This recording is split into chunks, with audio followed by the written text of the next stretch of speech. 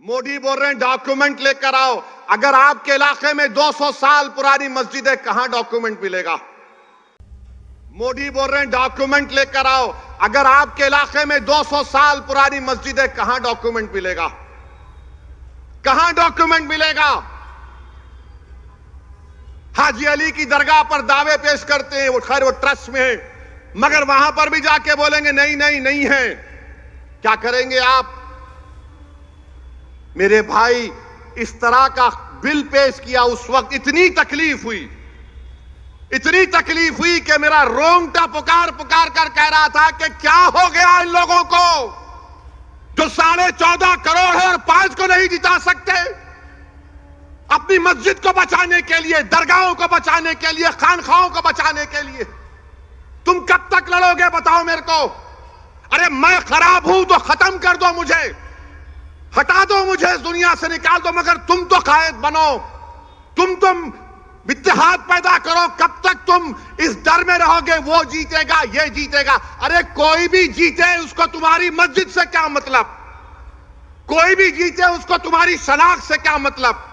कोई भी जीते वो तुमको क्या इंसाफ करेगा? इंसाफ तुमको करना पड़ेगा अपने लिए, आने वाली नस्लों के लिए।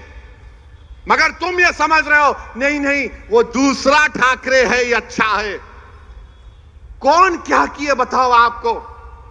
जब ये वक्फ का बिल पेश हो रहा था, उद्धव ठाकरे के पूरे एमपीज बाहर खड़े हुए थे, कोई लोग सभा में नहीं था।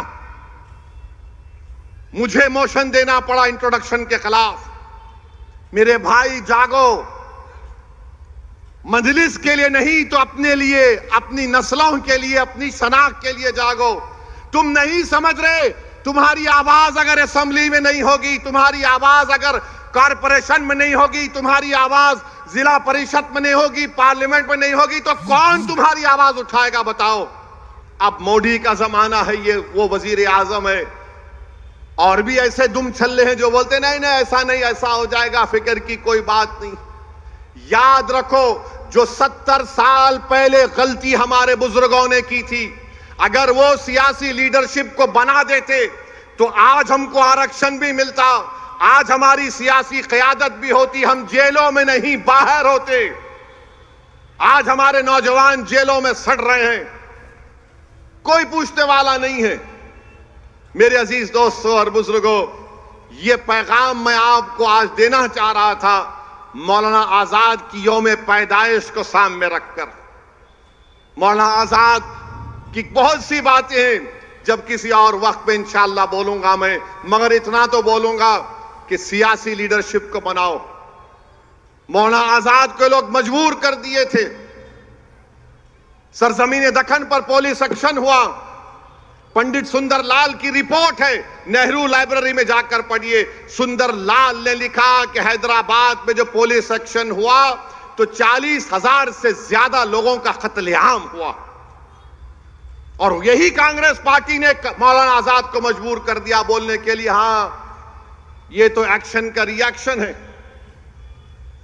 आपको मालूम, कभी आपने पढ़ा कि 1950 और 60 के दहे में 8 लाख बंगाली मुसलमानों को भारत से निकालकर फेंक दिया गया था? तुमने पढ़ा कहीं पर? तुमको कोई नहीं बोलेंगे, मैं बता रहा हूं कब हुआ था ये। श्रीनगर में हजरत बल में नबी करीम सल्लल्लाहु अलैहि वसल्लम के मुंह मुबारक का एक वहां पर एक हादसा हो गया था। पूरे मुल्क में तूफान उठा तो 8 लाख को बाहर कर दिया गया। किसने निकाल दिया था? आसाम से जाओ डिटेंशन सेंटर में डालो इनको, बाद में नेहरू को वापस लेना पड़ा। अरे तारीख हम पढ़ते हैं। अगर हमारी जबान कड़वी है तो तुम्हारे जुल्म की वजह से है। अगर हम कहते हैं कि आपकी सियासी लीडरशिप होना इसलिए कि हमारे बुजुर्गों को नुकसान पहुंचा, आज अगर फैयाज जीतेगा इंशाअल्लाह ताला तो वो आज के लिए नहीं है, इन मासूम बच्चों के मुस्तकबिल अच्छा होगा। जो तकालीफ हम और फैयाज साहब और हमारे बुजुर्ग उठाए, कम से कम ये आने वाला जनरेशन, ये नस्ल उस तकालीफ को नहीं उठाएगा।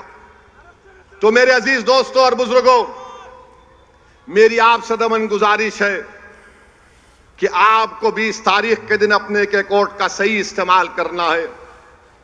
अब आप जानते हैं कि हर पार्टी बोल रही है कि हम इतना दे देंगे, लाडली में उतना दे देंगे, हम फुला कर देंगे। ऐसा बोल रहे हैं जैसे अब्बा की दौलत लुटा रहे हैं बाहर आवाम पर महाराष्ट्र की। अबे तुम्हारे बाप की औलाद नहीं है, तुम्हारे बाप की दौलत नहीं है ये। कोई जहेज में नहीं आया ये दौलत बांटने के लिए। कोई बोलता मैं ये कर दूंगा। आपको मालूम महाराष्ट्र में अभी कर्जा कितना है? महाराष्ट्र सरकार का कर्जा 5,32,000 करोड़ रुपये है। 2019 में 3,35,000 था, वो बढ़ के माशाल्लाह शिंदे बोले मेरा क्या है छोड़ना, ले 5,32,000 करोड़ रुपये। अभी 2030 के आने तक महाराष्ट्र सरकार को उस कर्जे का 2,75,000 अदा करना है।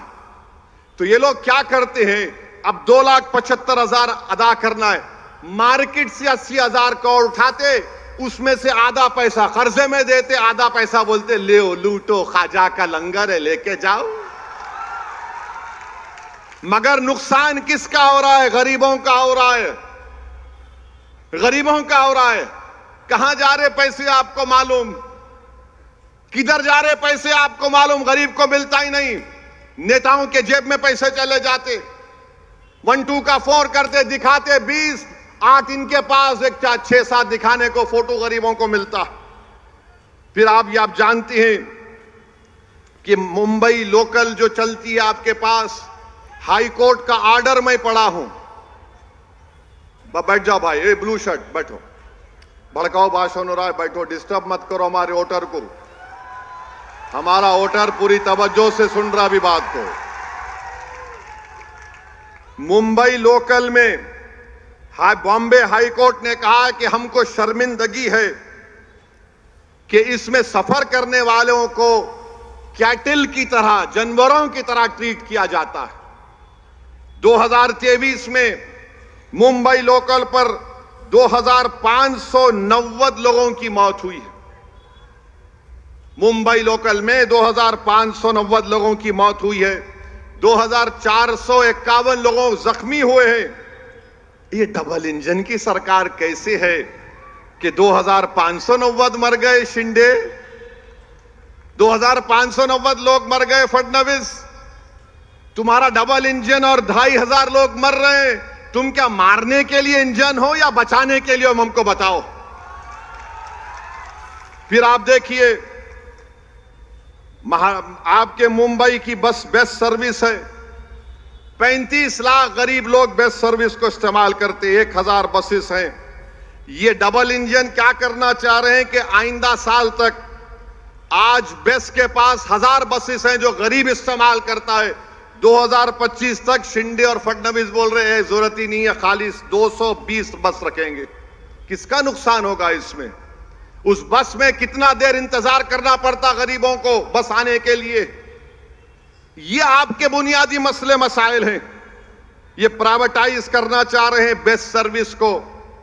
तो मेरे अजीज दोस्तों और बुजुर्गों, ये मुद्दे हैं। अगर दोबारा ये सरकारें आएंगी, याद रखिए मुंबई में कोई जमीन खाली नहीं रहेगी।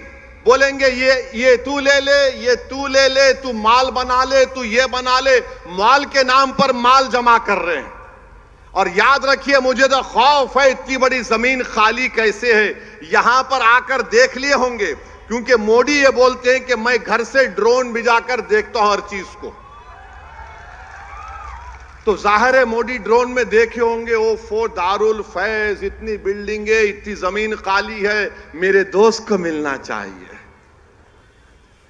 आज जो बड़ी बड़ी बातें करते हैं बीजेपी शिंदे वाले, अरे 1,80,000 करोड़ के 2 प्रोजेक्ट गुजरात चले गए, फॉक्सकॉन का और टाटा एयरबस का। इन लोगों को शर्म नहीं आती कि यहां पर महाराष्ट्र में आएंगे।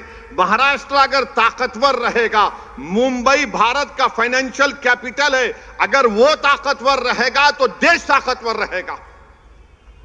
मगर बीजेपी के लोग बोलते नहीं नहीं नहीं, यहां से जो भी है निकालो, बाहर लेकर जाओ।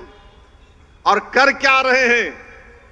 चोरी कर रहे हैं। ये मेरा एमएलए, ये तेरा एमएलए। ऐसा लग रहा है कि एमएलएओं का हर्राज हो रहा है महाराष्ट्र में कि बोल तेरी कितनी कीमत है, उन्हें बोलता मेरी कीमत है, आजा ले ले आजा। फिर वोट डालने वालों की अहमियत क्या रही बताओ आप?